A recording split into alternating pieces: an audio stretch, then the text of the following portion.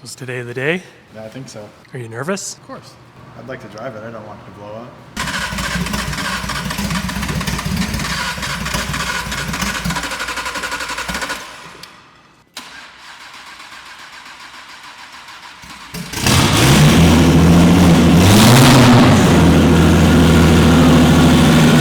So, S3 update. It's been a minute. I probably look visibly older since the last video. But I think we left off, we got the big CTS intercooler. I was trying to fit that on, but then realized we needed the RS3 rad support. So we got that. I ended up getting all that fitted on. It took a little bit of messing around because I wanted to retain as much as I could from the S3. So radiator, I didn't want to have to buy an RS3 radiator, so I kept that in there. And then just getting it all to fit together inside that rad support. So once that was all mounted up and together, I had to work on all the cooling plumbing. And like I said, I tried to retain as much from the S3 as possible. We bought the VR6 with, it was just a bare long block, so it didn't have any cooling hoses or anything. So instead of buying all brand new 3.6 cooling hoses for the engine, I just cut up and used what I could from the S3. And obviously that took a lot of messing around, looking at cooling diagrams because the flow is different between the two engines. Finally got that done and together, was able to put the rad support and intercooler on, and then it was charge pipes. Had to build custom charge pipes because obviously the 3.6 is not turbocharged from the factory. We can't use the S3 stuff. All we did was we bought a universal intercooler tubing kit off of eBay and cut and chopped and made my own charge pipes to and from the intercooler. So yeah, I got those welded up in place. Then realized that the RS3 throttle body that we bought, just the angle of it was hitting the rad support. So I had to chop that, kind of pivot it, re-weld it back on to make it go down to the outlet of the intercooler better. Once the intercooler charge pipes were done, it was time to make an intake. So where this turbo is placed and different things in the way, now I have charge pipes in the way. It was an interesting task to make an intake for this. That took a bit of messing around, but I made a nice 4-inch intake. It's got a big velocity stack end on it that kind of fits right into our RS3 carbon headlight intake, so it all came together quite nicely. So yeah, next thing on the fabrication list was building some sort of exhaust for it. Very limited room coming down and out of this thing for a 4-inch exhaust. So we decided to just do a hood exit for the exhaust and the wastegate.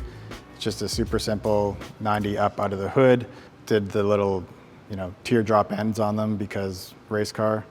They look super good. We had them ceramic coated in this nice gray color. It looks really good in the engine bay. Had to do a battery relocation to the trunk.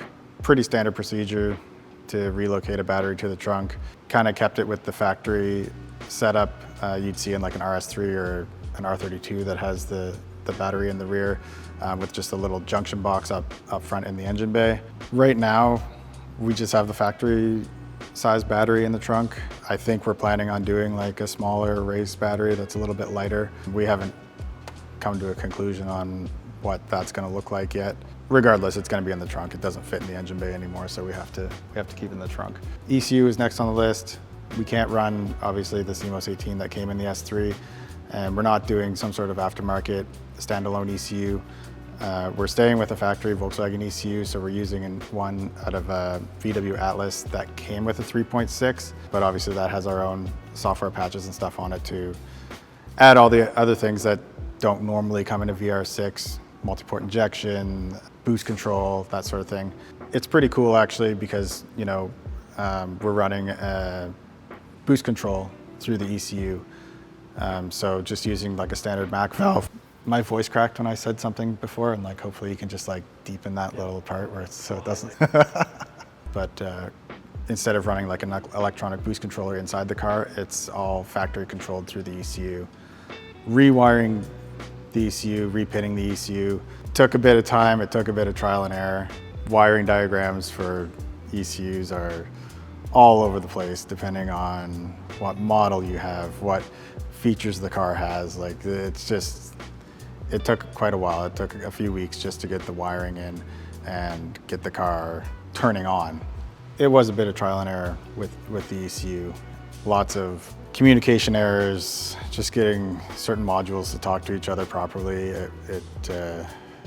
It was a bit of a struggle. In the end, it ended up working out for us. So we couldn't, the stock, well, it wasn't stock, it was we had the Walboro 535 pump in there from when we had the 4-cylinder engine in. That pump was enough just to get the car running, but we obviously knew we needed something bigger. So after a lot of searching and debating, we ended up going with Protec's MQB all-wheel drive solution. It's actually a really cool piece that retains, the factory location for the fuel pressure regulator. So you don't have to run an external fuel pressure regulator or a return line.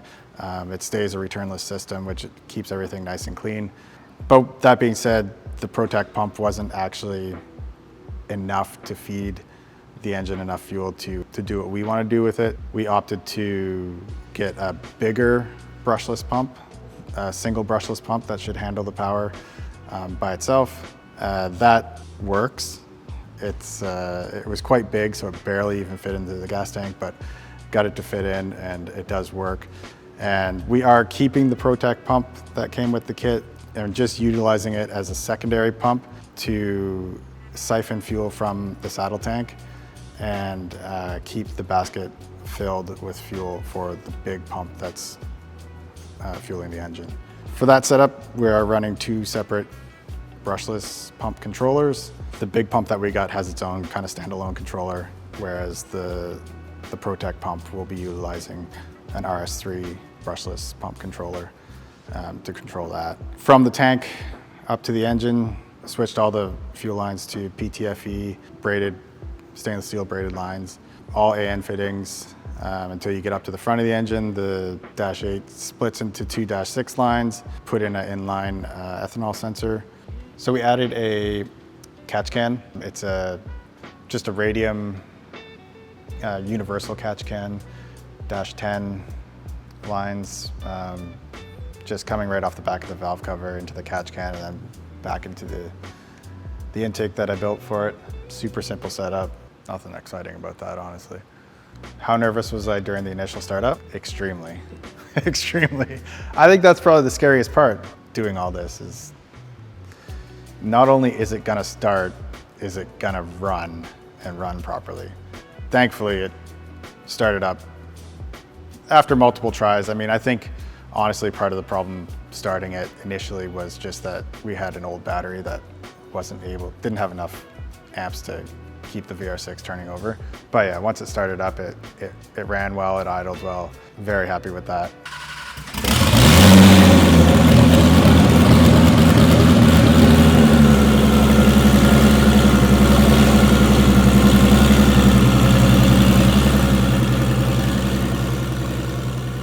One thing we noticed after we had the car running for a while was the intake manifold would heat soak really, really bad. So what we did for that was pulled the intake manifold back off, ordered a phenolic spacer. I hope I'm saying that right. Phenolic, whatever it is, to space the intake manifold off the head to help reduce the amount of heat soak that the intake saw. While I had it off, I actually had to drill another port in it, add a port for IAT sensor. I ended up just sending it off and getting it powder coated, and it actually looks way better like this, so super happy with it. I don't know if I said that spacer works well, but it does seem to do something. I swapped out the coolant return line to the coolant ball with, I just made one out of stainless steel because the heat coming off the manifold was pretty extreme, and I could foresee that being a problem the way it was set up before. So now it's a nice stainless line. I got it heat wrapped and everything, so it should be good. Now that it's up and running, we will make race season this year. Gonna be making significantly more power as well. So with that, there's a requirement for a roll cage to be in the car. certified roll cage. The last week or so, I've just been busy stripping pretty much everything out of the interior, getting it prepped for this roll cage. It goes in for that in a couple weeks. This really wasn't part of the plan. You know, we ordered the polycarbonate windows and stuff last year to lighten up everything, some of the glass. And part of that was ordering a sunroof replacement to get rid of the sunroof glass, and it was supposed to be like a carbon replacement just for the sunroof. And when it came in, it was actually an entire roof skin. We're just gonna cut the roof off. It's gonna look cooler with the carbon roof. It's definitely gonna shave some weight. It helps our cage installer. So the car has been on the dyno already. That was sort of just breaking in the engine and making sure everything worked good and didn't leak. We're gonna get it back on the dyno because we have to do tuning now. It's got a base file on it for it to run, but we need to start actually throwing some boost at it and seeing what kind of numbers it can make. We'll see how hard Reese pushes it on the dyno. Hopefully he doesn't break it before we get to actually drive it. We have to be smart about it, not to throw away everything that we've worked for, and just keep, like, incrementally go up, I think. Yeah, I'm excited to drive it. I'm excited. It sounds great. I'm excited to go fast in it. It's cool. I mean, on the dyno, it's shooting blue flames out of the exhaust on every upshift. It's a pretty cool sight to see. Yeah, I am excited.